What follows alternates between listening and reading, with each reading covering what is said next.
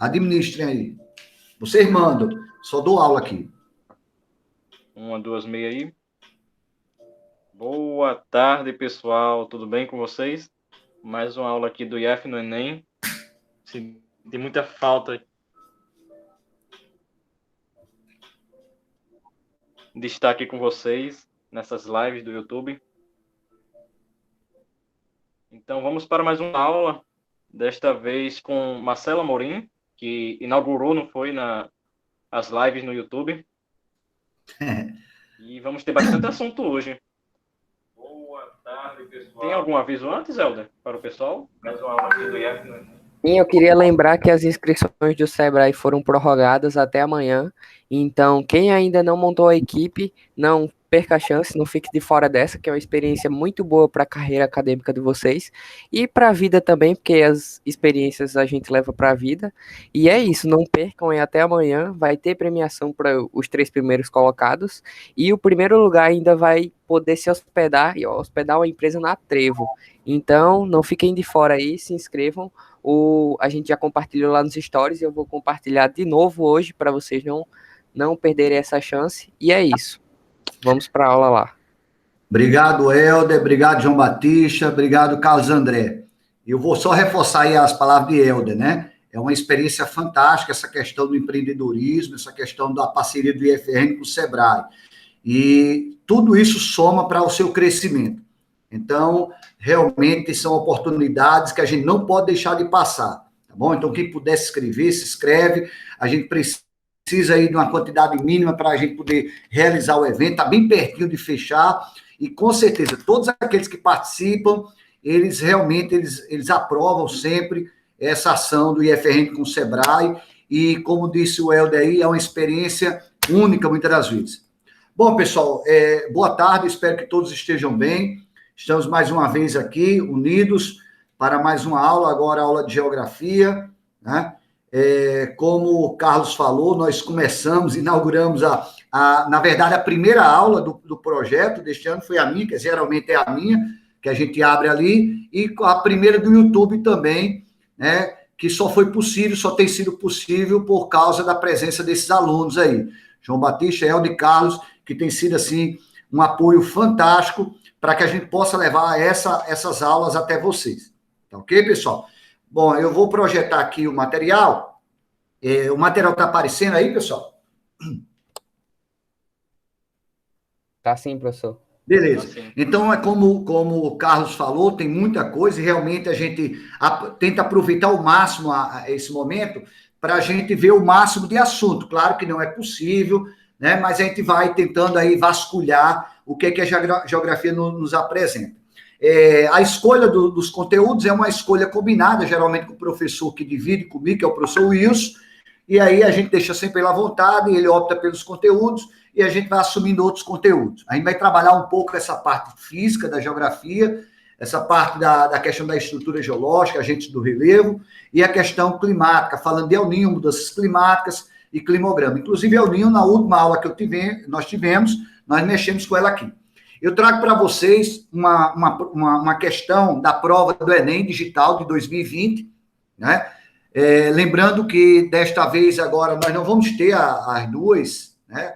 As duas provas, mas nós tivemos uma prova que foi o Enem Digital e a escrita. E aí no Enem Digital aqui teve essa questão.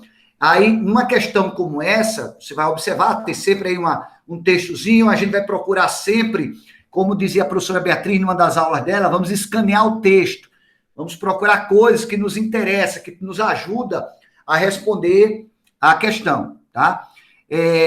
Tem assim, os canais meândricos são encontrados com frequência nas áreas úmidas cobertas por vegetação ciliar.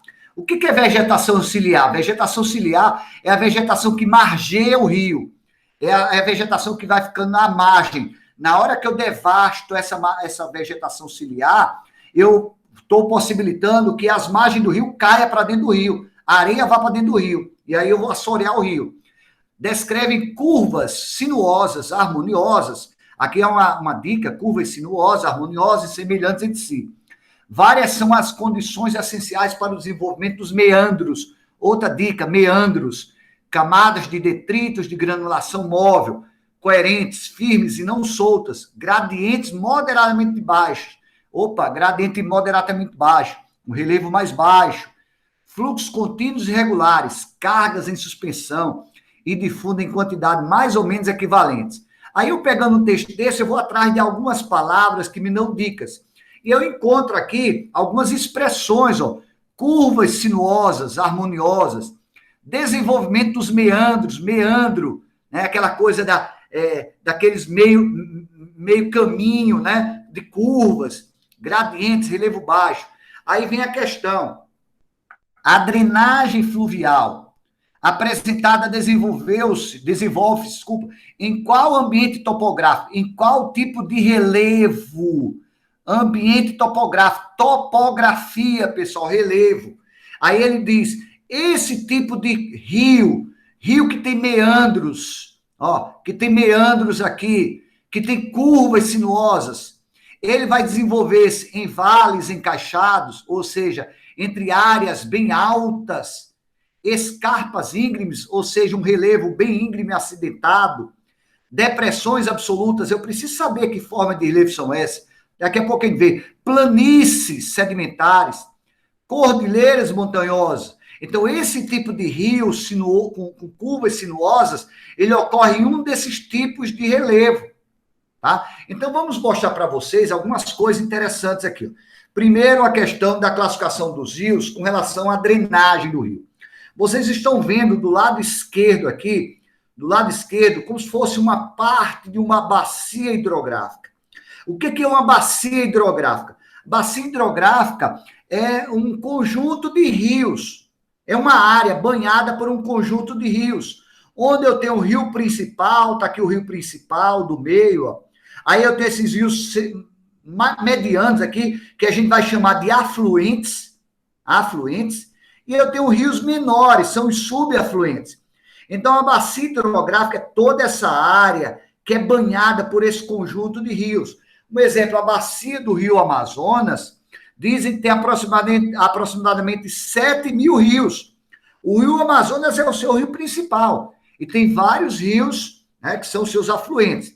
Aí, aqui a gente está mostrando para vocês que existe, os padrões de drenagem, tá certo? Os padrões de drenagem, que são esses aqui, o padrão dendrítico, treliça, radial, retangular, paralela. Na verdade, nós que somos leigos, nós achamos que o rio é simplesmente um braço de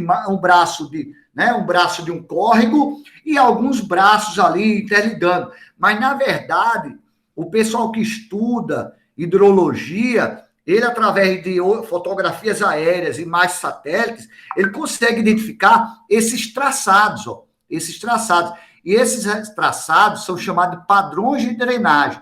Observe que essa imagem colorida, ela parece com esse padrão de drenagem dendrítico aqui, Parece isso aqui, Eu tenho um rio principal, eu tenho alguns afluentes e subafluentes. Está muito parecido com esse aqui, Então, esse tipo de drenagem aqui seria um tipo de drenagem dendrítica. Esse tipo de questão é muito comum em provas de concursos militares. Vamos passando aqui. Bom, aqui eu tenho agora, pessoal, os padrões, né, o padrão da morfologia dos canais. Então, o rio ele pode ser retilíneo, tá aqui, o rio pode ser retilíneo, uma reta. Então, geralmente, quando o rio está descendo a ladeira, uma elevação, geralmente ele é retilíneo, né? Quando aquele relevo ele é mais suave, né? Então esse rio não necessariamente vai ser retilíneo. Então, ele pode ter alguns meandros. Aí eu tenho aqui uma morfologia de um canal entrelaçado, esse outro aqui. Aí eu tenho esse aqui, anastomosado. O que é isso? É um rio, aí você observa que tem uns barrancos de areia no meio. O rio, geralmente, esse tipo de rio é um rio em áreas baixas, em planícies, tá? Em áreas baixas, planícies, e ele está trazendo sedimentos. E os sedimentos vão se acumulando, e aí forma essas ilhas, São ilhas, mas o rio continua o seu sentido, mas ele vai formando aqui barrancos de areia. Aí a gente diz que na morfologia, esse canal fluvial é do tipo anastomosado. E eu tenho também rios que têm, né, seus canais com esses formatos aqui, ó, com meandros, com essas curvas sinuosas. E aqui do lado direito, eu trago duas fotos. Uma imagem aqui do Rio de las Chinas, no Chile, onde você vê o rio, ó, os meandros do rio, ó, as curvas. Ó. Geralmente, esse tipo de rio, ele ocorre em regiões baixas, em áreas de planície. Tá? Então, áreas de planície são rios mais velhos, né? São rios que que já tiveram a sua fase retilínea e que vão trazendo sedimentos, né? E vão criando barrancos e vão formando essa sinuosidade aqui, ó, tá ok? Esse outro rio aqui, Rio Lena, na Rússia, é um exemplo de um rio anastomosado. Ó.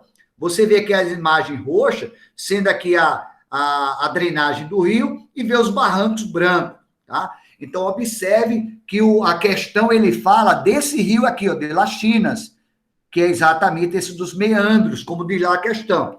Vamos para frente. Bom, aqui eu tenho um relevo e partes do rio. Observe que aqui embaixo, ó, eu tenho o curso baixo do rio, o curso médio do rio e o curso alto. O curso alto fica na porção exatamente onde ele nasce, voltado para a nascente, ó. Então, eu tenho o nascimento do rio, onde está chamando aqui de cabeceira, ó, a cabeceira, a nascente do rio, aí é o curso alto do rio. Aonde ele vai desaguar, ele deságua aqui no curso baixo, ó, no curso baixo do rio, tá? Aonde eu tenho um curso baixo, aonde ele deságua, eu tenho o famoso delta. O delta do rio aqui é a foz do rio, que é a próxima projeção, tá? Aí observa os meandros, ó os meandros aqui, ó, tá aqui o nome, ó, meandros. Veja que os meandros, eles se dão exatamente já na região mais baixa. Ó, o rio descendo, ó, mais retilíneo aqui, ó, aqui descendo da montanha, ele vai descendo. Quando ele chega na parte mais baixa do relevo, aí ele vai formando esses meandros, tá? E eu coloco também essas duas expressões, jussante e montante. Tá aqui, ó, aqui embaixo, tá aqui do lado, o significado. Montante é uma expressão utilizada, tá? Quando você diz aqui, ó, que ele está exatamente no sentido do rio. Então, a foz está a jussante da nascente, que está no sentido do rio aqui. Tá? São duas expressões que de vez em quando aparecem, jussante e montante. Agora, aqui nós vamos ver exatamente o tipo de foz do rio. Ó. Eu tenho uma foz na formação, ó, de um delta. Observe aqui embaixo essa imagem colorida. O rio vai descendo a ladeira, vai descendo, vai trazendo sedimento, vai formando barrancos, ilhas, ó. E daqui a pouco ele vira vários canais, vários braços, ó, que liga. Aqui é uma imagem de satélite que pega o Egito, e aí pega o Rio Nilo. O Rio Nilo está vindo aqui, ó, vai desaguar aqui, ó. Vai desaguar no mar. E aí ele chega, ele forma, é um delta. Aí pode observar que na imagem satélite ele deixa bem verde, ó, porque tem muita vegetação do lado. Por que não é estreitinho? Porque não é em forma de estuário. Olha o estuário aqui embaixo. Estuário é só um braço que se comunica. Olha o nosso rio Potengi, ó. Nosso rio Potengi, ele tem uma foz do tipo estuário, ó, que deságua um braço, deságua diretamente no oceano. Já o delta, ele deságua, ó, vários braços aqui no mar, tá bom? Então, voltando aqui para a questão, qual é a alternativa, pessoal? Qual é a alternativa que a gente pode colocar aí? O tipo de rio que tem meandro, ele vai se encontrar em regiões de vales, escarpas íngreme é acidentado, depressões absolutas, planícies ou cordilheiras. Qual é a resposta correta aí? Alguém respondeu aí? O pessoal está comentando aqui na enquete, professor. Até agora nós temos 8 votos e a maioria está na letra D. Exatamente, tá? Planícies sedimentares, exatamente. Se você pegar a imagem, é exatamente lá na planície que nós vamos ter esse tipo de meandro, na parte mais baixa do rio, tá? Então, a questão, se ele caiu na prova do Enem Digital, nem todos os alunos fizeram, pode ser que esse ano venha algo parecido para a prova impressa, né? Então, geralmente, ele pode utilizar essa questão, pode até fazer uma mudança aqui, alguma coisa, e trazer para a prova impressa. Pode ser uma dica. Bom, próxima questão, também do Enem Digital 2020. Essa é de graça. Essa é de graça. Se o aluno errar uma dessa, merece passar 3 anos sem beijar na boca, certo? Então, vou jogar logo uma praga. Vou jogar uma praga. O aluno que errar essa questão vai passar 3 anos sem arranjar namorado, sem arranjar namorada. Certo? Vou logo avisando. Olha que questão fácil, pessoal. Vou aqui para o mapa. Tem assim, ó. Brasil, regiões com predisposição à erosão. Eu tenho que escanear a figura. Olha o que eu tenho aqui na legenda. Ó, Brasil, regiões com predisposição à erosão. Fraco e moderado até extremamente forte. Aí observe, olha. Olha onde é que está o extremamente forte, onde eu botei a seta vermelha. Só tem aí o extremamente forte, ó. Região propícia à erosão. Tá certo? Aí, ó, com base no mapa, a área com maior susceptibilidade natural à ocorrência de erosão no Brasil é... Essa eu deixo para vocês. O interior da região norte, depressão do Pantanal, extremo oeste amazônico, faixa litorânea do sudeste, região da Mata dos Cocais. Essa é de graça. Qual é a resposta aí? O pessoal tá respondendo aqui, professor. O pessoal não quer ficar sem beijar, não, viu? Todo mundo tá indo na letra D aí. Eu não acredito. Sério? Qual Sério, foi a letra aí? 100% dos votos. Qual foi a letra? Letra D. Letra D. Muito bem, tá aqui, ó, letra D. Muito bem. Mas vamos aproveitar a questão para a gente ver alguma coisa dessa questão. A questão está de graça. Então, veja bem, pessoal, que eu preciso fazer a leitura de tudo que me dispõe. É o texto, tá? É a bibliografia, a fonte lá. Eu não olhei lá naquele texto, porque não tinha nada de interessante. Mas é importante eu ver a fonte. Um mapa desse, a legenda, está aqui a questão. Tá a questão de graça. Aí eu botei essa imagem aqui para vocês para mostrar o seguinte. Em 1970, começou um projeto no Brasil chamado RADAM, Radar da Amazônia, que foi mais ou menos isso aqui, ó. Um avião acoplado à sua barriga, câmeras especiais que se passava e tirava fotos, cada foto é equivalente a uma área de 25 quilômetros quadrados. Né? Através de uma técnica chamada de aerofotogrametria, eles pegaram essas fotografias e fizeram um mapeamento do Brasil. Esse projeto começou só na Amazônia. Depois ele se estendeu para todo o Brasil. Aí foi chamado de Projeto Radam Brasil, que gerou um mapa, que vocês vão ver posteriormente, é isso aqui. Gerou um mapa, que é o mapa de relevo do Brasil. Tá? Esse mapa, ele apresenta 28 unidades, que nós vamos ver daqui a pouco. Tá? Ele foi feito a partir exatamente desse projeto chamado Radam Brasil, que durou de 70 até 85. Nessas imagens, podemos identificar no relevo do Brasil, a gente vai identificar as depressões dos planaltos e as planícies. Daqui a pouco a gente vai ver o mapa, tá, pessoal? Aqui eu estou mostrando para vocês as formas de relevo, que a gente chama de fisionomia da superfície terrestre. As formas, a morfologia do relevo. Aí observe as formas de relevo. A planície são as áreas mais baixas. Né? Geralmente, alguns estudiosos dizem que são aquelas áreas até 200, 300 metros de altitude. Então, exemplo, nós estamos aqui no nosso litoral. Quem mora aqui em Natal, Parnamirim, São Gonçalo, nós estamos numa parte de planície.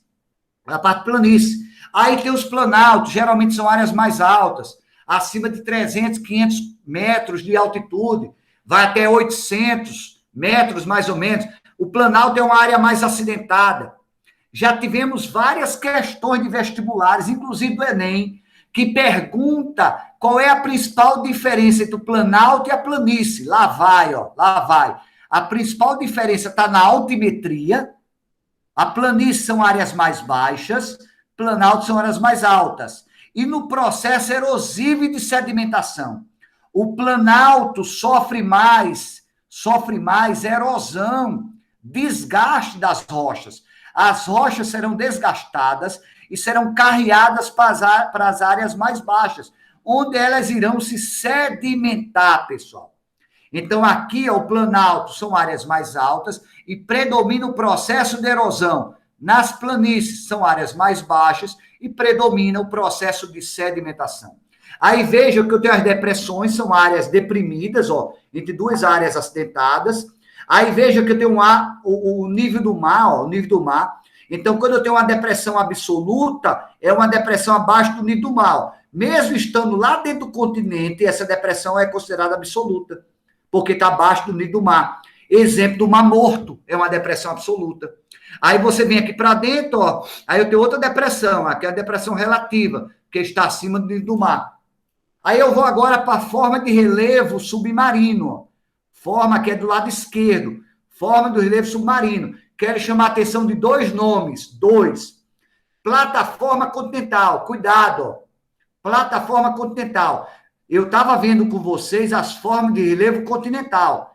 Planície, planalto, depressão, montanha, esqueci até da montanha mais alta, mais acidentada, recente, é um relevo mais recente, e a depressão. Então, veja que aqui eu tenho o nome, a parte do relevo submarino, plataforma continental. Cuidado com esse nome, que você pode pensar, a forma mais acidentada, que predomina a erosão, é a plataforma continental. Opa, não é a plataforma continental. Plataforma continental é uma das formas de relevo submarino. O que está falando do desgaste é o planalto. Então, qual é a importância da plataforma continental? É aqui onde tem a maior exploração econômica, pessoal. É aqui onde tem o turismo, é aqui onde tem a pesca, é aqui onde tem a geração de energia, é aqui onde tem a extração de petróleo, é na plataforma continental.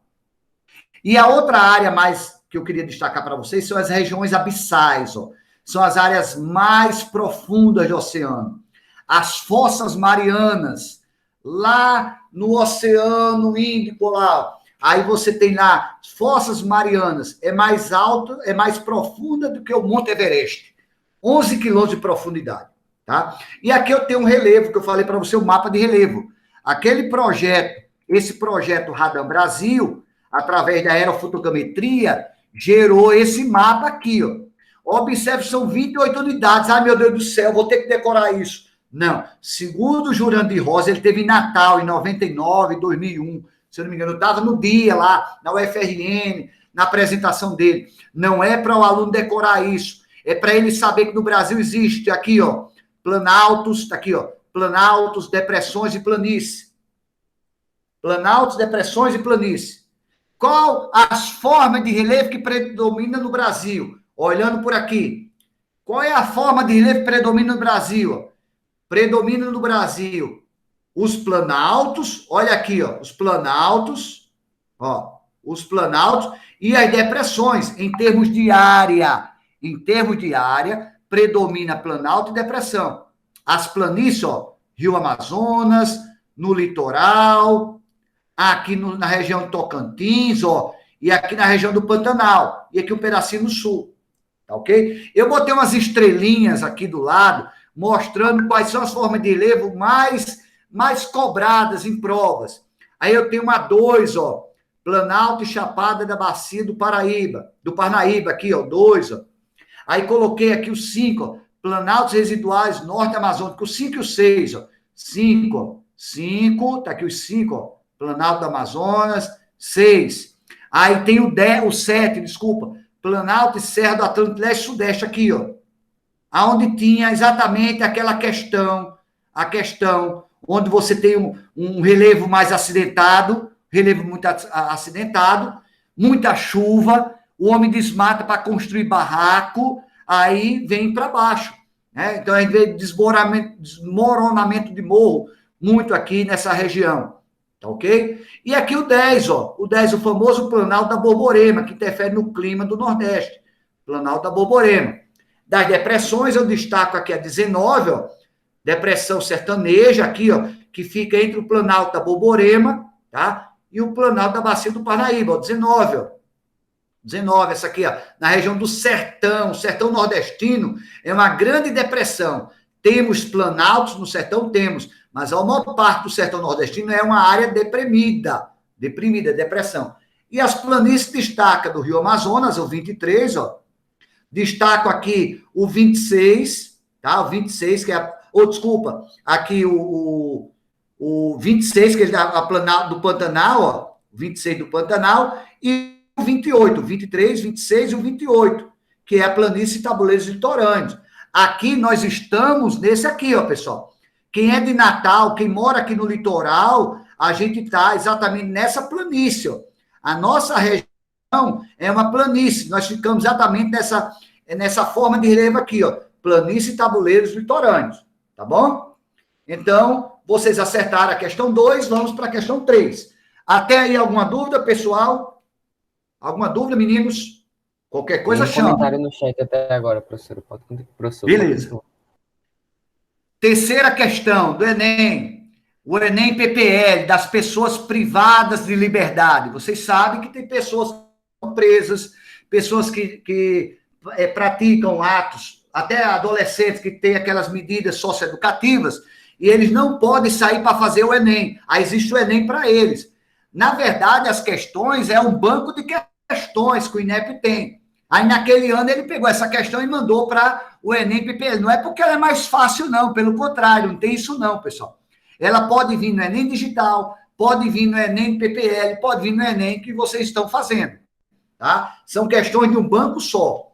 Então, tem assim, ó, a erosão laminar tem origem na desagregação. Olha uma dica aqui, ó, desagregação e movimentação de pequenas partículas do solo causadas pela ação da água. Opa! Desagregação e movimentação de pequenas partículas causada pela ação da água. Para evitá-la, deve-se eliminar o desprendimento causado pelas gotas das chuvas que golpeiam o terreno. Educação ambiental, deixa eu ver se tem mais alguma dica. Educação ambiental, técnica para os ensinos fundamental, tal. Tem mais nenhuma, aqui na fonte não tem nenhuma dica. Aí eu trago para vocês o seguinte, ó, a erosão laminar, aqui, ó, desagregação e movimentação de pequenas partículas de solo causadas pela ação da água. Olha aqui, ó. Isso aqui não foi Marcelo nem Carlos André que saiu com a pá cavando, não. Isso aqui é a ação do homem, é a ação antrópica associado com a ação da natureza. Tá certo? Então, eu tenho uma área aqui desnuda de vegetação, ó, desnuda, que começa a apresentar esses sulcos aqui, ó. Esses sulcos ocorrem porque quando ocorre a chuva, aí dependendo da quantidade de água que cai, da força dessas gotas, tá? Ela vai desagregar a parte da areia e vai cavando até gerar esses buracos. Esses buracos, tá? Eles são chamados, quando eles vão ficando mais profundos, eu não quis botar mais uma imagem, mas eu vou ter uma imagem aqui pequenininha, ele vai causando uma coisa maior, que é chamada aqui embaixo, ó, de vossorocas. Eu tenho essas imagens aqui, esses buracos, pessoal, eles chegam até ter 100 metros de extensão, 200 metros de extensão, 10 metros de altura. Então, esses buracos, eles vão cada vez mais piorando a situação, tá? E aí, você olhando para essa imagem da esquerda, você consegue identificar, ó, o processo erosivo descrito no texto, ele pode ser minimizado pela inserção da pecuária extensiva. Se eu trouxer o gado para cá e mandar o gado fazer um passeio por aqui, vai ajudar a diminuir esse processo? Eu acho que não, pelo contrário, vai intensificar esse processo. Manutenção da cobertura vegetal. Opa, olha essa imagem aqui da esquerda. Olha a imagem da esquerda. Veja aqui, ó, a formação de vossorocas. Então, veja, aonde é que eu tenho a proteção ainda? Que os sulcos, as ravinas, elas não apareceram ainda. Exatamente nessa parte onde tem vegetação, ó. Aonde eu ainda tenho vegetação, uma vegetação segura. Isso acontece porque falta o quê? Falta cobertura vegetal. Certo? Ó, o processo erosivo descrito no texto pode ser minimizado. Não quer dizer que vai resolver o problema, mas ele pode ser minimizado. Então, se eu conseguisse trazer, né, uma vegetação para essa região, primeiro eu precisaria tapar esse buraco. Tapa esse buraco, né? Vou reconstituir isso aí, tá? Aí depois eu posso plantar um capim ou umas árvores aqui, de maneira que essa água agora não vai bater diretamente no solo e não vai carrear, trazer, né, a areia provocando essas vossorocas. Eu acho que nós temos aqui a letra B, eu acho que não deixa dúvida essa aí. Alguém da turma ficou com alguma dúvida, com alguma outra alternativa? Alguém? Pode botar no chat. É que o Professor, aqui na enquete a maioria acertou, colocou a letra B, mas teve algumas pessoas que marcaram a A e a C também. Então olha só, a A não pode ser de jeito nenhum, tá, pessoal? Inserção, colocar a pecuária extensiva, colocar o gado solto, vai piorar isso aqui. Tá certo, pessoal? Ele vai potencializar esse processo. Então, não pode ser a A. A outra foi a C, né? A alteração da declividade do relevo. Boa ideia. Quem pensou nisso aqui teve uma boa ideia. Mas olha que dificuldade eu vou ter que fazer. Eu vou ter que refazer o relevo, entendeu? A ideia que você fez, quem colocou a C, não pensou errado. Não pensou errado, não. Se eu alterar a declividade do relevo, eu posso contribuir para que isso não aconteça. Mas eu quero lembrar o seguinte, pessoal. Eu quero lembrar o seguinte. Essa área aqui, veja que é uma área quase plana. Quase plana. Então, não necessariamente isso aqui vai ocorrer só em áreas íngremes, não. Então, independentemente de ser área plana ou ser área íngreme, isso aqui vai acontecer. Claro que numa área íngreme, isso aqui pode ocorrer com mais intensidade. Se a área estiver desmatada, as ravinas podem aparecer com mais intensidade. Só que é inviável você alterar a declividade do relevo. Como é que eu vou fazer? Cortar toda essa extensão de terra, aí depois deixar tudo... Não dá certo. Então, entre a letra B e a letra C, a que tem mais lógica é a letra B, tá? Mas o raciocínio da que a C poderia ser, mas compreenda, isso é quase que impossível acontecer, pessoal. Que eu teria, né, um dano ambiental, eu teria que fazer algo assim, recriar o relevo. Não é possível isso. Tá certo? Você pode fazer numa pequena área. Numa pequena área, eu posso exatamente fazer um tratamento na declividade do relevo para minimizar. Mas o mais seguro é exatamente a vegetação. Bom, questão 4. Também o Enem PPL aí, ó, das pessoas privadas de liberdade, de 2017. A destruição, o transporte e a deposição de pequenos fragmentos rochosos dependem da direção, olha que massa, da direção e intensidade com que este agente atua na superfície terrestre. Então, olha só, a destruição, o transporte e a deposição de pequenos fragmentos rochosos depende da direção e intensidade com que este agente atua na superfície terrestre. Já sei qual é a resposta sem ler nada mais. Mas tudo bem, vamos lá. Sobretudo em regiões áridas e semiáridas, com pouca vegetação. Opa, quer dizer que se não tiver a vegetação, esse agente aí é que ele atua com mais facilidade. Já sei qual é. É nesse ambiente que se verifica o constante trabalho de formação, destruição e reconstrução de elevações de areia, que recebe o nome de dunas. Ah, formação de dunas. Bom, nós estamos diante, pessoal, de uma questão que envolve os agentes externos. Os agentes chamados modeladores do relevo, pessoal. Os agentes externos, também quem estiver anotando, anota aí no caderninho. Os agentes externos são chamados também de agentes modeladores do relevo, ou agentes exógenos, agentes externos, agentes exógenos ou agentes modeladores do relevo. Eles não criam relevo, eles modelam o relevo. Quem são esses agentes externos? Estão aqui, pessoal. Quem são os agentes exógenos? Estão aqui, ó. O vento, o gelo, os seres vivos, os rios, as chuvas, os mares, os oceanos. Quem vai a Pipa, vê o que está acontecendo em Pipa. No ano passado, um casal, juntamente com a criancinha, tiveram mortes porque uma parte da barreira caiu. Aí você diz, O que está provocando aquilo lá em Pipa, Marcelo? É um conjunto de fatores. É a chuva, é a ação do mar, é a ação dos seres vivos, porque lá em cima tem várias construções, é o pessoal batendo o tempo todo, pisando o tempo todo. Aquilo vai tremendo o solo, aí você tem ali o mar cavando embaixo e a chuva jogando água lá em cima. É um conjunto favorável ao desabamento das barreiras.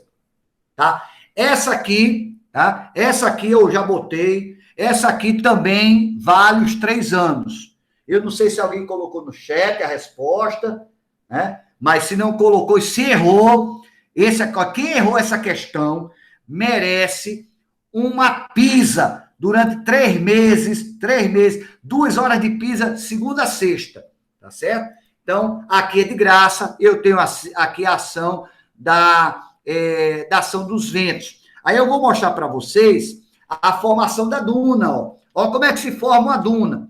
Eu tenho um vento aqui, ó, figura 1 aqui, ó. Eu tenho um vento, ele vai passando aqui o solo, esse vento vai trazendo exatamente o que diz lá a questão. Ele vai transportando, ó, transportando pequenos fragmentos rochosos, tá? Pequenas pedrinhas, coisas às vezes minúsculas, e vai depositar em algum lugar, tá aqui, ó. Então, o vento vai passando, vai tirando aqui, ó, vai arrastando esse solo, ele vai desgastando essa rochazinha que tá aqui, ó, e vai jogando esse material aqui para depois da rocha. Ó, aqui, ó. Depois da rocha, vai acumulando, ó. Vai acumulando, acumulando, daqui a pouco formou-se a duna. Ó que legal, ó. Aí do lado direito eu tenho aqui uma duna fixa, ó, uma duna fixa, fixada pela vegetação, ó, tá? Então, exemplo, o nosso Parque das Dunas são dunas ali, são dunas fixas, são fixadas pela Mata Atlântica. Veja como é importante você ter fixação, porque senão você vai ter dunas móveis. Então, exemplo, nas áreas de deserto, essas dunas, pessoal, elas são móveis, elas não são fixas. Então, exemplo, você transitar, fazer passeio de buggy, né? Fazer aqueles ralis em área de duna, tem que ter muito cuidado. Por quê? Porque como elas são móveis, pode ser que amanhã a declividade daquela duna não seja a mesma que estava no ano passado. E você pode causar um acidente. Tá certo? Então, exemplo, lá em Pitangui, quem conhece o litoral norte, lá para Banco Pitangui tem um problema seríssimo. Eu trabalhava na UNP em 99, lá o pessoal da UNP, lá do curso de geografia, já fazia um trabalho na tentativa de fixar a duna. Por quê? Porque o vento traz a areia todinha para a pista. Traz o vento todinho para a pista. Aí, como é que eu vou fazer para essa areia não vir para a pista? Eu tenho que fixar, de alguma maneira, a vegetação em algum lugar, de maneira que tente segurar essa leva, né, dessa areia que forma essas dunas. Não necessariamente você consiga, mas você pode minimizar, tá? Ok? Algum comentário? Então, a resposta seria a letra C, que é exatamente o que a gente chama de erosão eólica causada pelo vento. Marcelo, como é que o gelo causa erosão? O gelo, quando ele derrete, a água traz, vai desgastando o relevo, tá certo? Quando você tem uma nevasca, o relevo, né, ele sofre afundamento por causa do peso do gelo, tá? Mares, oceanos, chuva e rios, tudo isso aí vocês sabem que causa erosão. Questão 5. Até aí, tudo bem, pessoal? Sim, sim. Beleza. Por enquanto, o pessoal está bem calado no chat. Tá Espero que certo. esteja prestando atenção. Beleza. Questão 5, também do Enem 2017, ó. Bem parecida, ó. Bem parecida, né? As rochas são desagregadas e decompostas, e os materiais resultantes da sua ação, ó, tais como seixos, cascalhos, areias, siltes e argilhas, são carregados e depois depositados. E também substâncias dissolvidas na água podem precipitar. Em virtude de sua atuação, quaisquer rochas, independentemente de suas características, podem ficar destacadas no relevo. Ele está falando que as rochas, elas são desagregadas, elas são decompostas. Marcelo, eu não entendi esse termo desagregado e decomposta, certo? Então, deixa eu fechar aqui, deixa eu olhar para vocês. Eu não sei se vocês já viajaram pelo interior do estado e às vezes você encontra uma rocha bem grande, você vai passando na estrada e vê aquela rocha sozinha no relevo. Aí você diz, rapaz, uma rocha, uma pedra bem bonita, vamos chamar de pedra, né? Mas uma rocha gigante, bonitona lá. Aquilo provavelmente foi desgastado, ou todo o material que estava em volta dela foi desgastado e ficou a rocha mais resistente, ou a própria ação do tempo fez com que ela saísse de uma área mais elevada e descarrilasse e ficasse paradinha ali naquela parte mais plana. Pode ser isso, tá? E aí, de vez em quando, você vê uma rocha dessa partida ao meio, puf, uma banda de um lado, uma banda da outra. Aí você, mas rapaz, como é que aquilo aconteceu? Ali foi um processo chamado intemperismo físico, é o que a gente chama de desagregação da rocha. Muito quente, a rocha dilata durante o dia. Muito fria, a rocha retrai durante a noite. Quente, dilata. Noite, retrai por causa do frio. Com isso, a rocha faz isso, ó. Pá, quebra, desagrega. Chamamos isso de intemperismo físico. Tem o intemperismo químico. Água mole, pedra dura, tanto bate até que fura. É o intemperismo químico, é a decomposição da rocha. A água vai batendo e aí vai reagindo, os componentes da água vai reagindo com os componentes da rocha e vai decompondo a rocha. E a rocha vai se dissolvendo, tá? Então, eu estou diante do intemperismo químico, é a decomposição da rocha. A desagregação e intemperismo físico.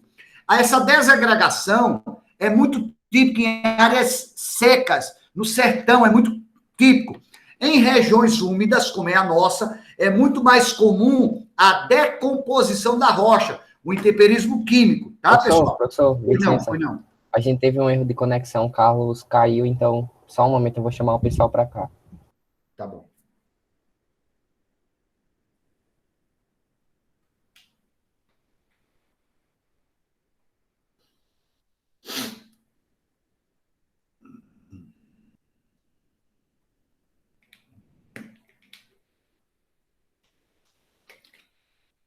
Acabei de mandar o link agora no chat, acho que o pessoal vai começar a chegar. Mas chegaram a pegar essa parte que eu estava explicando? Pegaram a parte, só que aí deu uma travada, aí voltou, mas é melhor agora que repetir? É melhor repetir? Acho que só uma parte, mas deixa eu ver se o pessoal vai chegar. Tá chegando aí, né? Chegou um.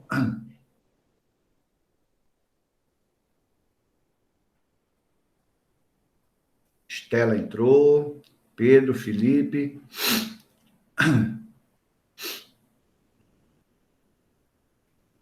Voltamos no YouTube, professor. Voltamos, né? Ficar aqui, ok. Pessoal, nós tivemos aí um episódiozinho, mas a gente vai continuar. Então, eu vou voltar aqui ao raciocínio. Se porventura for repetitivo, vocês desculpem, mas é exatamente para aquelas pessoas não assistirem.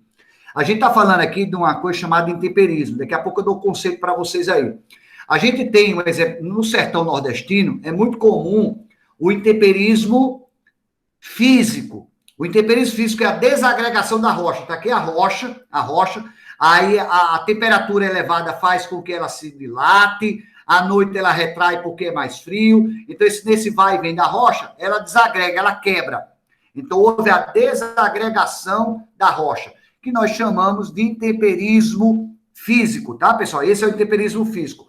O intemperismo químico é mais comum nas áreas úmidas. Por exemplo, aqui na região litorânea, nós temos mais a presença do intemperismo químico. É aquele ditado, água mole, pedra dura, tanto bate até que fura. A água vai reagindo com a superfície da rocha e vai decompondo a rocha, tá? Então, na região do sertão, a gente vai ter um exemplo, na região sertaneja, a gente vai ter o intemperismo físico. Aqui a gente tem mais o intemperismo químico. Então, está aqui a definição, ó, de intemperismo, que ele pergunta, o texto refere-se à modelagem do relevo pelos processos naturais de intemperismo e erosão. As rochas são desagregadas e decompostas. Então, o texto, ele vai me dando dicas aqui, ó, tá certo? Aí se refere à modelagem. Então, quem é que modela o relevo? Magmatismo? Não, isso aqui, magma é de vulcão, não é agente externo.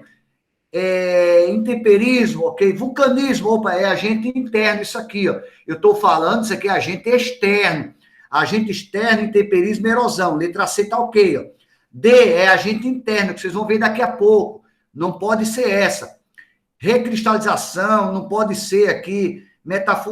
Metamorfismo, não pode ser porque ela é interior da Terra. Então, só tem uma alternativa que apresenta agentes externos.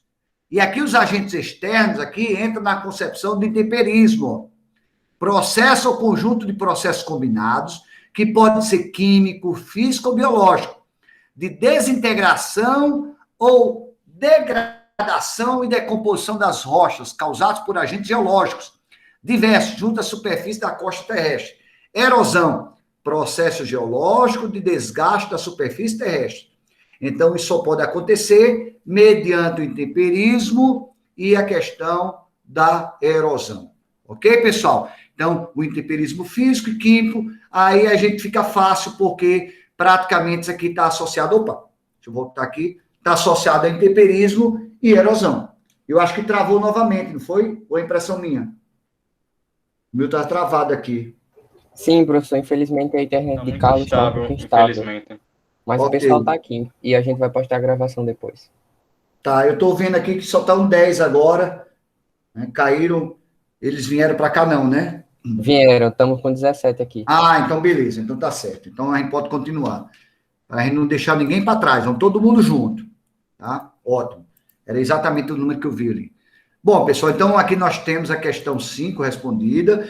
Então veja que ele aparece aqui alguns termos, ó, que não são agentes externos, são agentes internos, que é o vulcanismo, a gente vai falar daqui a pouco tectonismo. Então, desgaste é intemperismo. Essa palavra ela é muito comum, principalmente na prova de ciências da natureza, aparece lá, e aparece também na nossa prova de ciências humanas, tendo em vista a questão da geografia. Então, fiquem ligados, essa questão do intemperismo. Processo ou conjunto de processos combinados, químicos, físico-biológicos, desintegração e degradação e decomposição das rochas, causados por agentes, tá bom? Beleza. Vamos lá, 6. Agora a gente vai para os agentes internos. A gente estava vendo agentes externos, tá? Vamos para os agentes internos agora, dentro da Terra.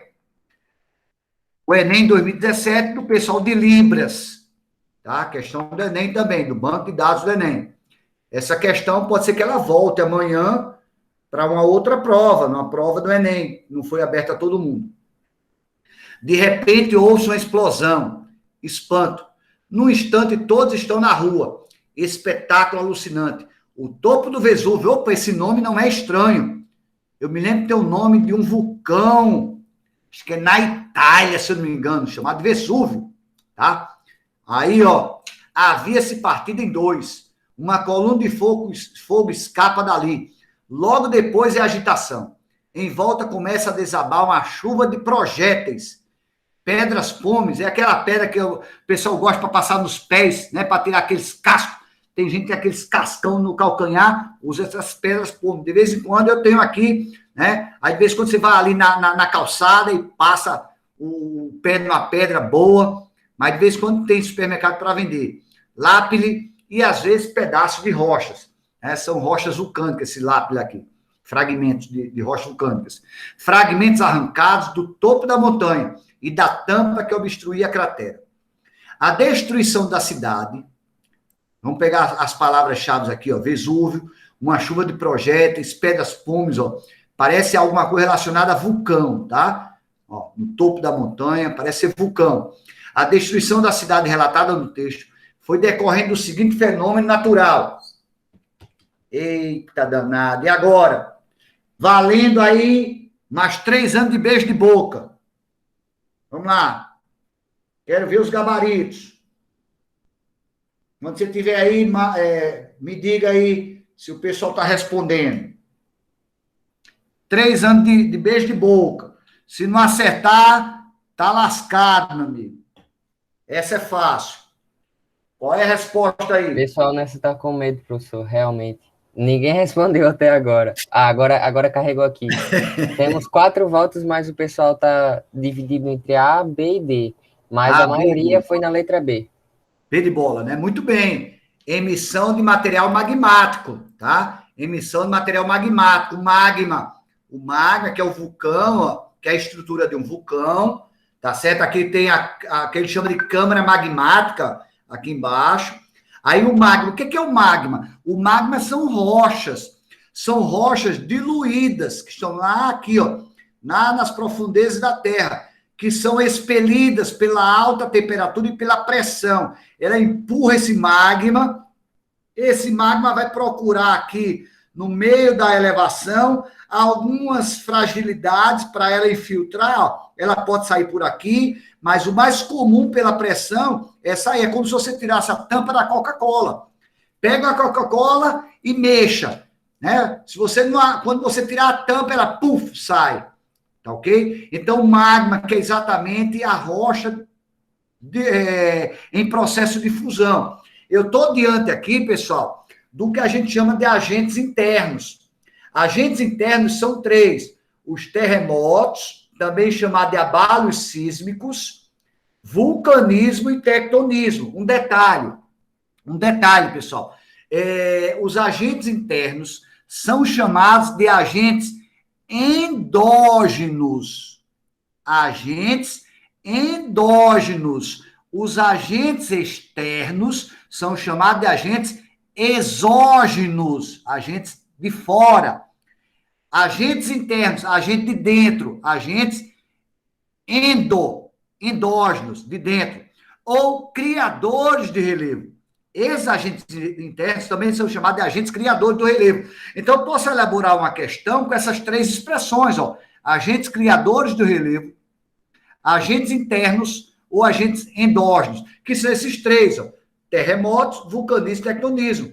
Aqui está mais para a emissão de material magmático. Ó, Vesúvio, uma chuva de projéteis, saiu e tal. Por quê? Porque vulcanismo é um dos agentes internos. Tá bom? Eu entendi aqui a concepção. Foi a letra A e qual foi a outra que apontaram aí? D, professor. D de dado? Isso. A D de dado. A atuação não é pirogênese. Primeiro eu preciso saber o que é pirogênese. Daqui a pouco vocês vão saber. Eu coloquei aqui para explicar para vocês. Então eu preciso saber. Vocês vão ver que não tem nada a ver. Tá? A decomposição das estruturas cristalinas. Também não tem nada a ver. Tá? Porque a decomposição de estrutura cristalina vai ser, a gente vai ver daqui a pouco, já viu não, a questão dos planaltos, exemplo, os planaltos, estrutura cristalina, exemplo, planalto. Quem desgasta são os agentes externos. Então, é a emissão de material magmático, a emissão. Uma coluna de fogo escapa ali, logo depois a agitação em volta começa a desabar uma chuva de projéteis. Então, é isso aqui mesmo. Então, vamos para cá. Forças internas, agentes internos, tá? Vulcanismo, tá aqui, ó, um exemplo.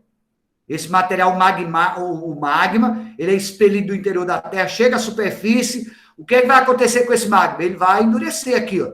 Vai endurecer, tá? Com o tempo, essas rochas vulcânicas vão se decompondo. Lembrando que o tempo da natureza não é a mesma coisa do tempo do homem, tá? Então, essas rochas, com milhares e milhares de anos, vão se tornar em solos férteis. Solos vulcânicos são solos férteis.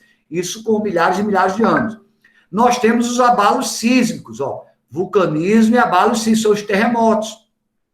Nós temos muitos terremotos, né? Tem a região do Círculo do Fogo do Pacífico, tá? Círculo do Fogo do Pacífico é uma região que pega ali a costa oeste da América e pega a parte leste da Ásia, forma a região mais instável, é onde você tem muito encontro de placas tectônicas, e aí você tem muitos terremotos. O Japão é uma área, né, que fica dentro exatamente desse ciclo de fogo pacífico. Então, o Japão é uma área muito vulnerável a abalos sísmicos, aos terremotos.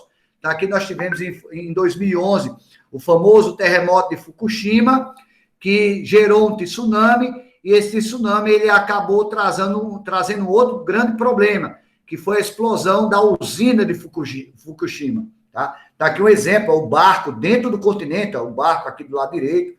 Então, eu tenho o vulcanismo, abalos sísmicos e o tectonismo. Tá aqui os três. Ó. A gente já viu o vulcanismo, vimos terremotos aqui, ó, e agora tectonismo. Então, o tectonismo compreende movimentos lentos na crosta terrestre que provocam o deslocamento dos continentes. Eu tenho dois tipos de tectonismo básicos. Ó. Eu tenho a orogênese e a epirogênese. O que é a orogênese? A orogênese é o movimento, olha aqui, ó, observe essas duas setas. Ó. Eu tenho aqui as placas tectônicas, onde nós estamos em cima dessas placas, está aqui o continente, tá aqui o mar, ó, o mar. Então, o mar e o continente estão em cima dessas placas, são grandes blocos da estrutura geológica. Aí essas placas se movimentam, elas podem se movimentar horizontalmente. Se elas se movimentam horizontalmente, olha o O de horizontal aqui, ó. Eu sei que começa com H. Olha a dica, O de orogênese, O de orogênese, O de horizontal. Observe, as placas estão indo no mesmo sentido, uma contra a outra. Nesse caso, uma placa está indo se chocar com a outra. Observe que a placa da direita está mergulhando, ó, mergulhando aqui nessa placa. Aí o que acontece? Quando ela bateu, é como se dois carros batessem um no outro. Uma bateu na outra, ela enrugou o relevo, ó, formou o que a gente chama de dobramentos modernos nas montanhas. O Brasil não tem dobramento moderno, porque esse tipo de relevo aqui é um tipo de relevo que ocorre, tá? Recentemente, 70, 80 milhões de anos, e ocorre exatamente em pontos de encontro de placa tectônica. O Brasil não se encontra nas bordas das placas, o Brasil se encontra no meio de uma placa tectônica, então ele não sofre desse enrugamento aqui. Os Andes, na América, o Himalaia é um exemplo de dobramento moderno, ocasionado pela orogênese, tá certo? E do lado direito, eu tenho um exemplo de epirogênese, que é o movimento vertical. Eu vou abrir a câmera aqui, que eu gosto de mostrar melhor com minhas mãos. Então, pessoal, olha só, duas placas tectônicas aqui, ó, elas estão caminhando uma contra a outra, se chocam, aí uma mergulha na outra, ó, aí levanta e cria as montanhas, tá certo? Ou então ela chocou e dobrou, gerou a montanha. Então, aqui eu tenho um movimento horizontal, orogênese. Epirogênese, movimento vertical. Eu posso ter uma placa aqui, vamos supor que nesse lado aqui, onde minha mão está mexendo, ó, eu tenho um oceano. Se essa placa aqui, ó, onde está minha mão aqui, sentar esse carrinho, se essa placa tiver um rebaixamento, essa água vai avançar, ela vai descer a ladeira. Então, com o movimento epirogenético, é de vertical. Eu posso ter, tá certo? Uma regressão marinha, eu posso ter um avanço marinho. Isso vai ser ocasionado devido a um soerguimento ou rebaixamento de uma área. Tá? Felipe está perguntando aqui, tá certo? Qual o mais propício a causar um desastre natural? Então, vamos voltar para cá. Qual dos dois aqui, tá? Qual dos dois aqui é mais propício a causar cadê? Como foi a pergunta? Deixa eu ver aqui de novo. Causar um desastre. Qual o mais propício a causar um desastre natural? Na verdade, Felipe, todos dois, quando eu falo tectonismo, eu estou falando de movimentação das placas. Essas placas vão provocar o terremoto. O abalo sísmico ele é causado por essa movimentação de placas. Eu posso ter um terremoto causado por essa movimentação. Então, isso já é um desastre natural. Tá certo? Agora, qual é aquele que é mais grave? O que tiver maior intensidade. Eu posso ter uma movimentação tectônica, epirogenética ou orogenética. Agora, pressupõe-se que o choque A batida, ela dá mais intensidade. Mas vai depender, tá certo? Vai depender exatamente da intensidade da movimentação lá embaixo. Tá ok? Ambos podem acontecer nos oceanos. Bom, Felipe, quando isso acontece, quando as placas tectônicas elas se movimentam no oceano, ela vai causar o famoso maremoto, que causa o tsunami. Tá? Eu vou ver se na próxima aula eu vou mudar a temática, vou botar, mas eu vou botar em nenhuma questão desse assunto. Eu vou ver se eu boto uma questão de tsunami para vocês. Então, na hora que esse terremoto, tá aqui, ó, o terremoto, né? A movimentação das placas, houve uma movimentação de placas. O que, é que vai acontecer com a massa d'água aqui? Ela vai ser chacoalhada. Então, esse chacoalhamento aqui vai causar o que o Felipe está dizendo, o maremoto, que aí, dependendo das circunstâncias, causa o famoso tsunami, que eu vou mostrar a estrutura do tsunami para vocês depois. Tá bom? Então, Professor, vamos lá. Pois não. Só aproveitando o momento de dúvidas, enquanto a gente caiu, tem uma dúvida de Luana sobre a questão 4, que foi aquela da questão da erosão, que a resposta, se eu não me engano, foi eólica, causada pelos ventos. Mas ela ficou com a dúvida por que não seria pluvial. Questão 4. Questão 4. Deixa eu ver onde é que é a questão 4. Acho que deve ser essa aqui. Questão 4. Essa mesmo. Isso, ok. Ah, tá.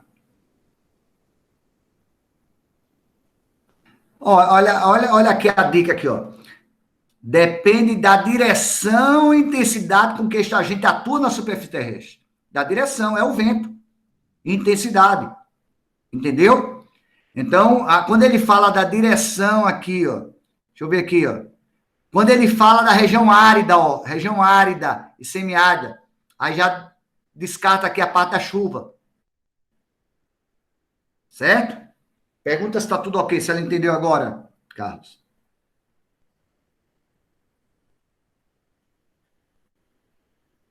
E outra coisa, quem forma a duna, pessoal, ó, é formação de dunas, é o vento. Se é a 4, não tem condições aqui, ó. É para formação de dunas aqui. Então é eólica mesmo. Tá? Não é a água da chuva que traz e forma a duna, não. É o vento que faz isso aí. Ok? Como é que estamos aí?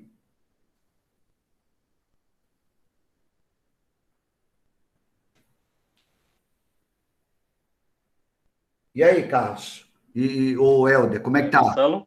Oi, pois não. Luana falou aqui no chat do Meeting que entendeu. Entendeu? Beleza, ótimo. Mas muito bem, muito obrigado, Luana, por sua participação, tá? Pergunte mesmo. Não deixe passar, não. Eu sempre digo aos alunos o seguinte, se tiver de errar, erra aqui. Eu prefiro que vocês errem na sala de aula. Pode dar uma resposta absurda, não tem problema. A gente erra aqui, sai daqui consertado para não pensar de maneira diferente depois. Questão 7, então, não é isso? Vamos para a próxima, 7. Já apareceu aí? No YouTube caiu, não é? Ou não? Tá rodando lá ainda também. Tá? Nos dois, porque no meu aqui não está aparecendo a questão 7. Ainda estou na imagem anterior. É porque eu acho que não tá ao vivo. Se o senhor adiantar, aí vai. Entendi. Beleza. Então vamos, eu vou continuando aqui. Vamos lá. Escudos antigos ou maciços cristalinos. Eita, que dica boa. Olha só. Logo de cara, do Enem 2020. Escudos antigos ou maciços cristalinos. São blocos imensos de rochas antigas. Olha só. Aquele já me ajudou muito. Eu já começo a tirar algumas conclusões aqui, ó. Escudos antigos ou maciços cristalinos. São blocos imensos de rochas antigas. Esses escudos são constituídos por rochas cristalinas, magmáticas, plutônicas, formadas em eras pré-cambrianas, eita lascou, era geológica, ó, ou por rochas metamórficas, material sedimentar do Paleozoico.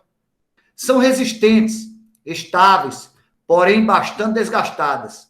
Corresponde a 36% da área territorial e divide-se em duas grandes porções, o escudo das Guianas e o escudo brasileiro, tá? As estruturas geológicas indicadas no texto são importantes economicamente para o Brasil, por concentrarem. Pronto, aqui é beleza. Aqui ele quer que eu associe essa estrutura geológica, pessoal, existem 3 tipos de estrutura geológica.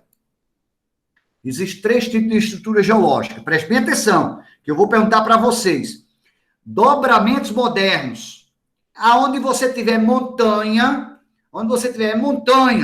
dobramento moderno. Bacias sedimentares, geralmente as áreas baixas, né? De áreas altas foram desgastadas e foram jogando aquele material sedimentou ali, solidificou. São as bacias sedimentares. E eu tenho os maciços antigos, geralmente são estruturas mais acidentadas, que vão sofrendo desgaste, e dos dobramentos, pode ser chamado também de dobramentos antigos. Dos dobramentos antigos, dos maciços antigos, vai sendo desgastado esse material vai ser depositado aqui embaixo e forma as bacias sedimentares. Dessas 3 unidades geomorfológicas, o Brasil só tem 2. Quais são as 2 estruturas geológicas que o Brasil tem das 3? Preste bem atenção. Nós temos, de maneira geral, dobramentos modernos, temos maciços antigos e temos bacias sedimentares. Qual das 3 o Brasil tem 2? Qual das 3 o Brasil tem? Vamos lá para o material.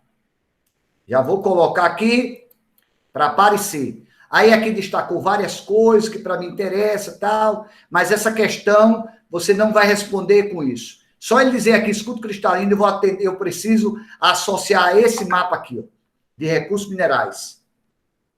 Então, veja, qual das 3 estruturas que eu falei que não existe no Brasil? Qual das 3 estruturas não tem no Brasil? Matheus falou aqui no chat, professor, que não tem dobramentos modernos. Exatamente. Nós não temos dobramentos modernos. Ó. Nós temos 2 tipos de estrutura geológica. Os escudos cristalinos são as rochas mais antigas, ó, dessa era arqueozoica ou proterozoica. Tem a próxima projeção, eu acho. Tá certo? Então, veja que nós temos no Brasil, ó, esse marrom chamado escudo das Guianas, que ele fala no texto, ó, escudo das Guianas, e o escudo brasileiro, que é essa porção mais central e vindo aqui mais para o litoral. E eu tenho uma outra, essa parte dos escudos cristalinos corresponde, olha aqui, a 36% da área do Brasil. Ora, e os outros 64%? Predomina o quê? Bacias sedimentares. As bacias sedimentares são essas áreas verdes, tá? Então, essa estrutura geológica, pessoal, é o que está no nosso assoalho. É que está por baixo do relevo, por baixo da nossa planície, por baixo da nossa depressão, por baixo do nosso planalto, nós temos essas 2 estruturas geológicas. Aí, nessas estruturas geológicas, aí destaca-se algumas riquezas minerais. Um exemplo, eu vou mostrar agora 2 áreas vão aparecer. Vai aparecer Carajás. Observe que Carajás, no Pará, fica no sudeste do Pará, ele fica dentro da área, ó, de escudo cristalino. Ó, de escudo cristalino. Quando eu venho para a legenda, eu vou ter aqui, ó, manganês, eu vou ter ferro, eu vou ter ouro, tá certo?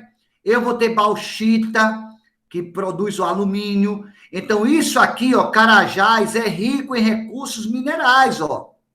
Principalmente o ferro e o manganês. Tá? Outra área no Brasil que se destaca, além do Carajás no Pará, o quadrilátero ferrífero.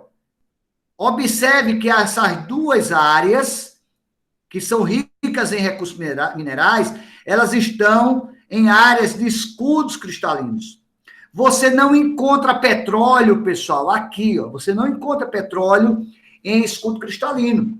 Então, quando alguém diz que essa estrutura geológica daquela parte do país é um escudo cristalino, eu já associo a minério. O exemplo, o Rio Grande do Norte, olha o Rio Grande do Norte, ó. Observe que aqui, essa parte da patinha do Rio Grande do Norte, nós temos aqui dentro do escudo cristalino. Então, quando você tem aqui, você tem aqui em Currais Novos, né? Em Currais Novos, quem é que sabe qual era o recurso mineral extraído lá em Currais Novos? Quem é que sabe? Qual o recurso mineral extraído lá em Currais Novos? Professor, eu não lembro direito, mas é a xelita, eu não lembro A direito. xelita. A xelita. A xelita é um recurso mineral encontrado em escudo cristalino. Essa região é escudo cristalino. Aí a gente tem aqui no litoral do Rio Grande do Norte, aqui no norte, ó, já que em contato com o oceano, nós temos petróleo. Olha que lá petróleo é verdinho, ó, olha a torrezinha de petróleo, ó. Olha a torre de petróleo. Então veja onde é que eu tenho petróleo, ó, aqui na bacia amazônica, aqui ó, no meio ó, da bacia amazônica, tem uma torrezinha de petróleo, tá vendo? Ó? Tá? Então o Amazonas produz petróleo, produz gás. Aí onde é que tem maior produção de petróleo? Litoral do Nordeste, ó. Olha as torrezinhas, litoral do Nordeste e litoral do Sudeste, ó. Então, eu só encontro petróleo e gás natural em bacias sedimentares, certo? Eu não vou encontrar petróleo em escudo cristalino. Nem vou encontrar minério de ferro. Um exemplo, Marcelo, se eu cavar lá na praia, começar a cavar, eu vou encontrar minério de ferro lá embaixo? Não vai. Por quê? Porque aqui no nosso litoral, a estrutura geológica nossa é bacia sedimentar. Deu para entender? Então, a gente associa recursos minerais a isso aqui. Observe que lá embaixo, no sul do Brasil, tem duas barrinhas pretas, que é o carvão. Ó. O Brasil é pobre em carvão mineral. O Brasil é pobre em carvão mineral. E concentra-se a nossa produção, é concentrada basicamente no sul do Brasil. O nosso carvão é de baixa qualidade, precisamos importar e produzimos uma quantidade baixa. Então, boa parte do carvão utilizado no Brasil, ele é importado. Por quê? Porque só quem produz praticamente é o sul do país e a produção não é de boa qualidade. Então, qual é a resposta aqui? As estruturas geológicas indicadas no texto são importantes economicamente para o Brasil, por concentrarem o quê? Fontes de águas termais. Água, pessoal, nós vamos encontrar em área sedimentar. O Hotel Termas. O Hotel Termas, o cara saiu para cavando um poço e descobriu a água quente. Hotel Termas, água quente. Descobriu petróleo lá, cavando, buscando água e descobriu petróleo lá em Mossoró. Afloramento de salgema. Salgema é área sedimentar, né? Sal aqui no litoral. Jazidas de minerais metálicos. Pode ser a C? Pode não, Marcela, é a C. Opa, é a letra C. Depósito de calcário, não é reserva de combustível fóssil. Ó, o que é combustível fóssil? Carvão, petróleo, gás, isso aqui é sedimentar, ok? E aí, como ele fala em eras geológicas, esse material vai estar disponível para vocês. Eu tenho aqui, ó, resumindo, eu tenho, tá? As 4 principais eras geológicas, da mais antiga, pré-cambriana, a era cenozoica. O homem é um suspiro no tempo da Terra. O homem é um suspiro no tempo da Terra, pessoal. Então, nós somos seres que surgiram na era cenozoica, na era mais recente. Aí nós temos o período terciário e quaternário, dentro do período quaternário. Então, eu destaquei para vocês aqui, ó, o que é mais importante de cada era dessa. Então, ó, PPMC. Eu não vou dizer que não, que é um palavrão, tá certo? Mas eu tenho isso aqui decorado atrás de um palavrão. Puxa vida, não vou dizer para vocês não, deixa para depois. Então, aqui, ó, PPC, ó, pré-cambriana, que é exatamente a proterozoica, faz parte do pré-cambriano. Paleozoica, mesozoica, cenozoica. O que é que tem mais importante cada era dessa, pessoal? Aqui, ó, na era pré-cambriana, formação das rochas mais antigas, ó. Formação dos minerais metálicos, o ouro, tá? O manganês, ó, formado na era proterozoica. Na era paleozoica, o que é que eu tenho mais importante aqui, Marcelo? Formação da jazida de carvão. Na mesozoica, formação do petróleo, tá? Formação do petróleo. Na cenozoica, formação das grandes montanhas. Isso é importante eu saber. Isso é importante eu saber, tá bom? Então, depois vocês deem uma olhada, quando terminar essa aula, em outros momentos, deem uma olhada nesse quadro aqui, nessa tabela aqui para vocês. Bom, questão 8. Até aí tudo ok? Tudo bem? 15 minutinhos, vamos ver se ele termina aqui as 10 propostas. As autoridades de Kiribati arquipélago do Oceano Pacífico, formado por 33 atóis e uma ilha de coral, estão conscientizando sua população para que aceite que nas próximas décadas terão de fugir do país. A estimativa é que em período de 50 anos as ilhas podem desaparecer. O governo convocou os líderes de todas as ilhas para convencê-los da importância de mudar a mentalidade das pessoas, com pleno conhecimento que é uma questão muito sensível, porque ameaça a própria identidade do país. Kiribati já antecipou convênios com a Austrália, é lá perto da Austrália e Nova Zelândia, para enviar seus cidadãos aos países vizinhos, algo que muitos moradores do arquipélago não aceitam. No texto faz a referência a um problema. Que problema é esse? Que problema é esse, pessoal, que está acontecendo lá em Kiribati? E que se tornou um tema... Opa! Olha, isso aqui é uma dica forte, ó. É um problema que ocorre e é recorrente na agenda global. Então, isso aqui é importante, ó. É recorrente na agenda global. Essa semana falou-se muito nisso. Nesse sentido da preocupação apresentada pela população de Kiribati, ó. Fundamentos na previsão de... Então, voltando aqui, ó. Submersão de terras habitadas, decorrente da elevação do nível do mar. Pode ser essa, pessoal. É um tema recorrente na agenda global? Elevação do nível do mar. Sem dúvidas, professor. No chat aqui também o pessoal está falando lá. Isso. Ocorrência de tsunami, derivada de mudança no eixo de rotação do planeta. Opa, tsunami. Tsunami é um evento único, ele vai e para. Né? Rotação do planeta, o que tem a ver tsunami com rotação do planeta? Não, acho que não. Vamos lá. Erupções vulcânicas frequentes, visto que estão assentados sobre o ciclo do fogo. Olha, pessoal, pode ser isso, erupção vulcânica, pode estar jogando pedrinha lá, né, todo dia. E aí as pedras batem na água e a água, né, joga a água para dentro do continente. Pode ser, mas é algo que está na agenda global? Eu não tenho visto isso na agenda global. Terremotos com magnitude extrema é da agenda global? Furacões, furacão é algo da agenda global, de grande intensidade, em função da redução da temperatura média. Redução da temperatura média do Oceano Pacífico. Não. Eu acho que quem marcou a letra A aí, marcou correto. Então, está aqui a imagem, ó, onde é que fica Kiribati? Entre a Austrália e Nova Zelândia, ó, o ponto mais alto de Soltarawa, a capital de Kiribati, sobrevive graças aos sacos de areia e rochas que travam o avanço da água do mar. Ao mesmo tempo, o outro lado do Pacífico, ó, decisores climáticos e políticos debatem forma de controlar esse aumento do nível do mar e de impedir que o pequeno país fique submerso. A gente está diante, pessoal, do aquecimento global. Então, é submersão de terras habitadas. Essa área aqui, ela fica de 1 a 3 metros, tá? O nível do mar. Então, é muito baixo. Aí eu trago para vocês esses dois gráficos. Esse primeiro que traz aqui, olha, aquecimento global e emissões de CO2, de 1880 a 2015.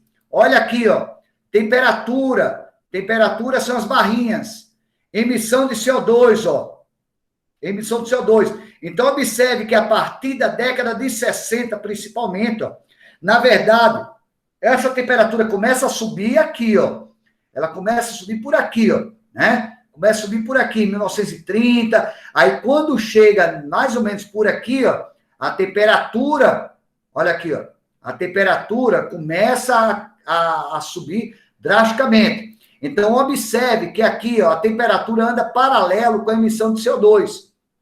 Se dá exatamente com a industrialização a partir dos anos 50, com a entrada dos países emergentes, Brasil, México, Argentina, depois o Sudeste Asiático, a China, a Índia, todo esse país passaram também a se industrializar, e aí a emissão de CO2 é muito alta. Então, associa-se muito o aquecimento da temperatura à emissão de CO2. Eu estava fazendo aqui a leitura do aumento da temperatura, né, quando eu estava fazendo anteriormente, mas é o aumento de CO2, ó. Esse aumento de CO2, ele dispara para aqui a partir da década de 70 e junto com ele vai o aumento da temperatura. Então, por isso que as pessoas associam sempre o aumento da temperatura à questão do efeito estufa, do aquecimento global, do derretimento das calotas polares, do aumento do nível do mar, tá? Aí no outro gráfico, eu tenho aqui, ó, economia e população. Então, veja que a economia, aqui ela cresce, ó, principalmente aqui a partir da década, depois da Segunda Guerra Mundial, olha como a economia cresce de forma muito mais rápida do que a própria população, tá? E aí o que acontece? Essa economia, ela carece de petróleo, ela carece de produtos, e aí você tem aí a queima de combustíveis fósseis, tá? Que promove isso aí. Então, a gente está diante do que a gente chama de aumento da temperatura, causado exatamente pelo efeito estufa. Eu lembro a vocês que tem pessoas que negam esse processo. Eu não vou aqui, porque nós vamos ter mais tempo, porque o discurso de quem faz prova hoje, pessoal, é esse. O discurso é que o aquecimento global é causado pela emissão de CO2. Mas tem pessoas que negam isso. Mas eles não negam sem nenhuma base científica. Existe uma base científica, mas é uma base menos sólida, né? Menos robusta em relação à quantidade de estudos que nós temos. Então, nós não podemos descartar que isso aqui tem sentido, e eu acredito que isso aqui deve estar acontecendo mesmo. Tá ok, pessoal? Aqui nós temos os maiores emissores de dióxido de carbono no mundo, ó. A China, dados agora recente, 2018, ó. A China, Estados Unidos, dióxido de carbono é o principal poluente, junto a ele também o CH4, que é o metano, tá? Então, nós temos aqui, observe que o Brasil não entra aqui. Mas se eu estender isso aqui para 12, eu acho que tem aqui 1, 2, 3, 4, 5, 6, 7, 8, 9, 10, 11, 12. Se eu estender aqui para 15 países, o Brasil entra.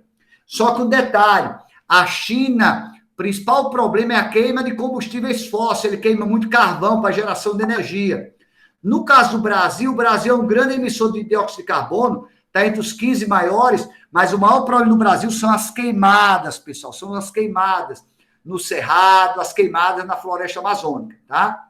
Então, a resposta seria exatamente a letra B. Eu acho que essa aí não seria uma questão difícil para o nosso aluno acertar. Então, deixe eu dar uma lida depois, efeito estufa e aquecimento global. Causas e consequências, tá, pessoal? Questão 9. Vamos lá. Desde a sua formação há quase 4 bilhões e meio de anos, a Terra sofreu várias modificações em seu clima, com períodos alternados de aquecimento e resfriamento e elevação ou decréscimo de pluviosidade, sendo algumas em escala global e outras no nível do mar. Olha, é isso, pessoal, que gera algumas pessoas a acreditarem que esse aquecimento talvez não seja causado pela ação antrópica, a ação do homem, tá certo?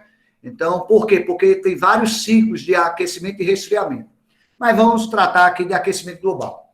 Um dos fenômenos climáticos conhecidos no planeta atualmente é o El Niño, que consiste. Aí eu boto aqui, ó, El Niño é a expressão que me chama a atenção, tá? Aí eu preciso saber o que é o El Niño e o Laninha. Então, o que é o El Niño? É o aquecimento anormal das águas do Pacífico. Aqui a América, né? Aqui é as águas do Pacífico. Então, há um aquecimento anormal dessas águas. Da onde vem esse aquecimento? Até hoje o homem não sabe descrever da onde vem esse aquecimento. Acredita que seja da força interior da Terra, que gera esse aquecimento. É muita energia para aquecer essa água. E quanto é esse aumento de temperatura? Meio grau, 1 grau, vai até 5,5 graus, mais ou menos. Tá certo? Essa mudança de temperatura, quando eu tenho uma fase positiva, a fase positiva é o aquecimento, é o ninho. Quando eu tenho uma fase negativa, eu tenho um laninha. Quando a água está resfriada, abaixo da temperatura normal. Vamos supor que a temperatura normal seja 27 graus. E está 26,5. A gente diz que está na fase negativa, no laninha. Ah, está 28,5, 1,5 grau a mais. É o El Niño. Aí, esse aumento da temperatura, ou a diminuição da temperatura, pessoal, que acontece periodicamente, períodos e períodos, tá certo? Que é de 4 em 4 anos, 7 em 7 anos, ou 11 em 11 anos. Já foi registrado esse período aí. Ou também, a gente pode dizer que ele é temporário. Ele vem, passa 3 meses, 6 meses. Já foi registrado El Niño de 1 ano e meio, mas geralmente é entre 3 e 6 meses. Ele é periódico, de 4 em 4, 7 em 7 ou 11 em 11 anos, e ele é temporário. Ele modifica, pessoal, a direção dos ventos, que modifica o clima. Então, o regime de chuvas modifica. Então, quando eu tenho um El Niño, olha o que é que ele traz para o continente americano. Ele traz secas aqui para o norte e nordeste. Se a nossa região é seca, se o nosso semiárido ele é seco, quando disser assim, olha, pessoal, esse ano vai ser fogo, vai ser ano de El Ninho, eu já sei que vai ser uma seca mais intensa para nós aqui do sertão nordestino. Para a região do sul, ele traz umidade. Então, é muito comum, né, no sul, que tem uma área agrícola muito forte, ter muito prejuízo na agricultura. Por quê? Porque chove muito em ano de El Ninho. Por outro lado, no Nordeste, na Amazônia, chove menos. Quando é ano de Laninha, é o inverso. Quando é ano de Laninha, chove aqui na porção norte e aqui no sul fica seco. Tá, pessoal? Então, qual é a resposta dessa letra aí, dessa questão 9? Alguém já colocou aí? Seria a letra D, professor? Letra D, vamos lá, ó. Aquecimento das águas do Oceano Pacífico, que altera o clima. É a letra D. Corretíssimo. Tá bom? Próxima e última. Vamos lá. Questão envolvendo um climograma. Enem, segunda aplicação, 2014. Isso aqui é um gráfico, a gente chama de pluviograma ou climograma. Então, observe, aqui do lado esquerdo eu tenho uma coluna, ó, precipitação em milímetro, tá? Precipitação em milímetro. Representa essas barrinhas. As barrinhas representam as chuvas, milímetro. Essa linha representa a temperatura, aqui, ó, graus centígrados. Aqui embaixo eu tenho os meses, ó, meses. Então, tá aqui a legenda, precipitação é barrinha, e aqui a linha temperatura. Observe que a temperatura é alta o ano todo, tá? Observe que não há queda de temperatura. Quando há uma queda pequenininha aqui no meio do ano, porque é o período do inverno nosso. Marcelo, esse clima, 26 graus aqui, não é quente. Quente, pessoal, são climas acima de 20 graus. Acima de 20 graus são clima quente. Entre 10 e 20 são climas mesotérmicos, clima medianos. E abaixo de 10 são climas frios.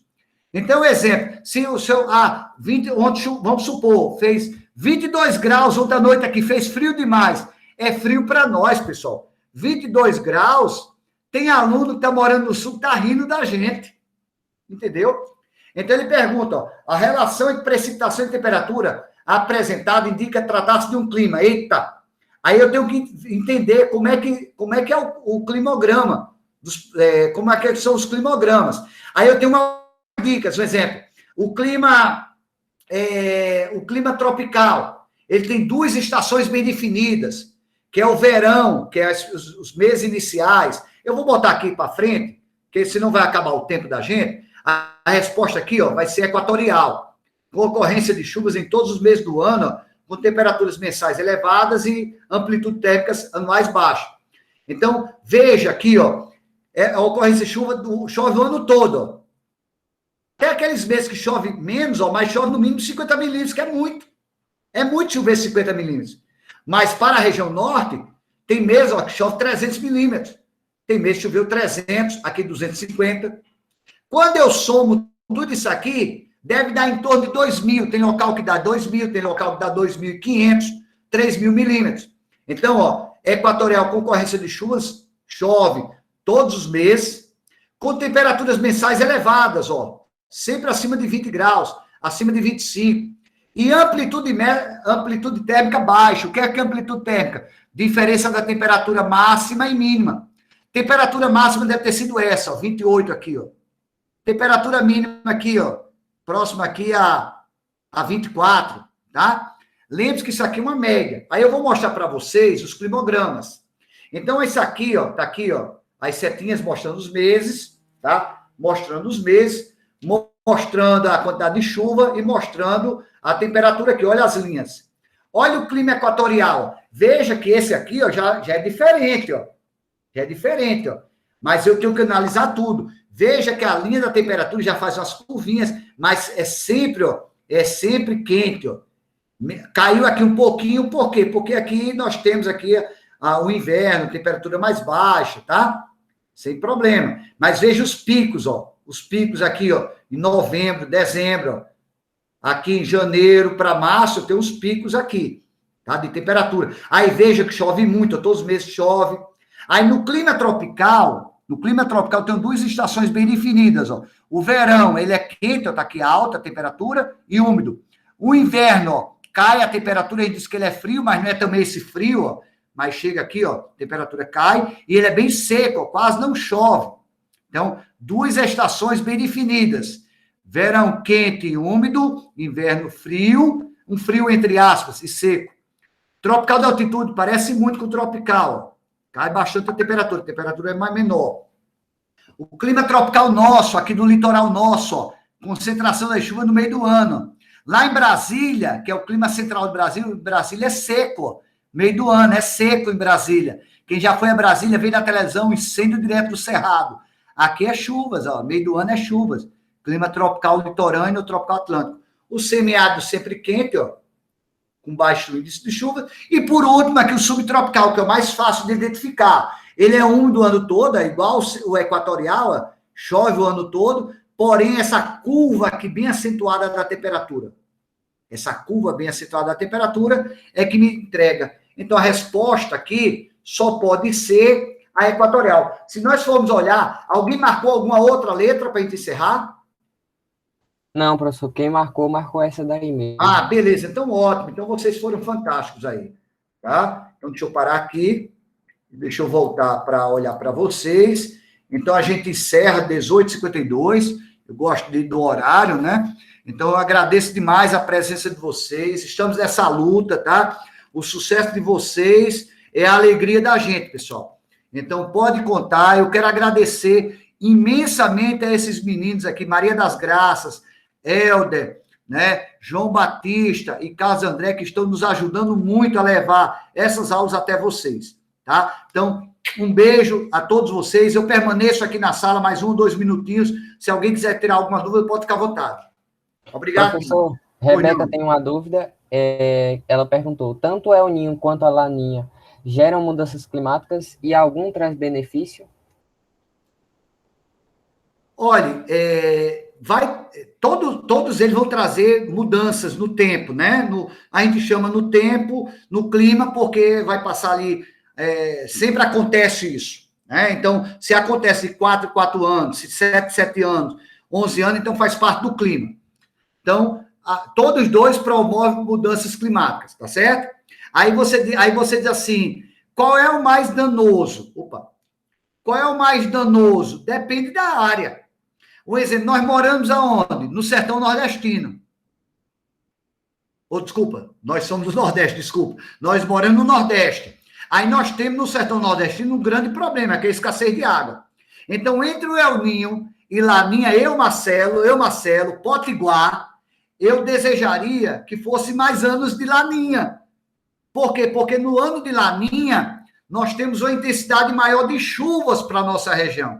Com isso, o nosso sertanejo vai ter menos problema com água.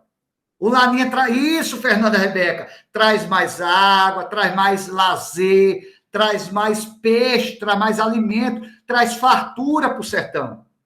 Entendeu? Então, depende da área do planeta. Sempre vai ter o lado positivo e o lado negativo para alguma região.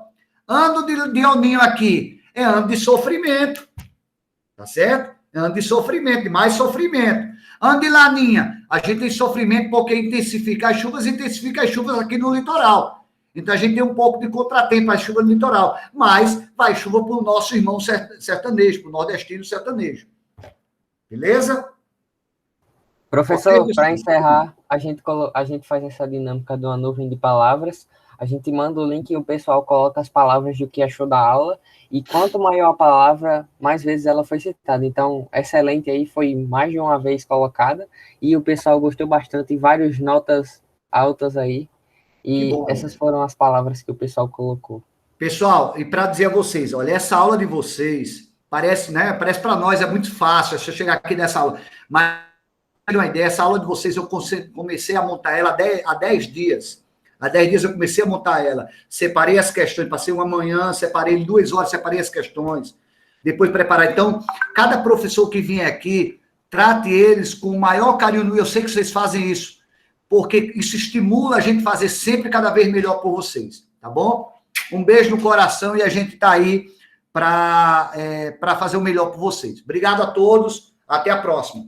Posso Obrigado sair? pro pessoal que ficou até agora. Só um momento, professor. Obrigado pro pessoal que ficou até agora e desculpa aí pelos problemas de conexão, mas acontece. E a gente Isso. vai estar postando a aula gravada aqui do Meet, que a gente estava gravando desde o início, sem interrupções, para vocês verem depois, caso queiram. Helder, só um pouquinho. Eu vou mandar para você agora, para você postar a lista de exercício com o gabarito e o comentário das questões embaixo.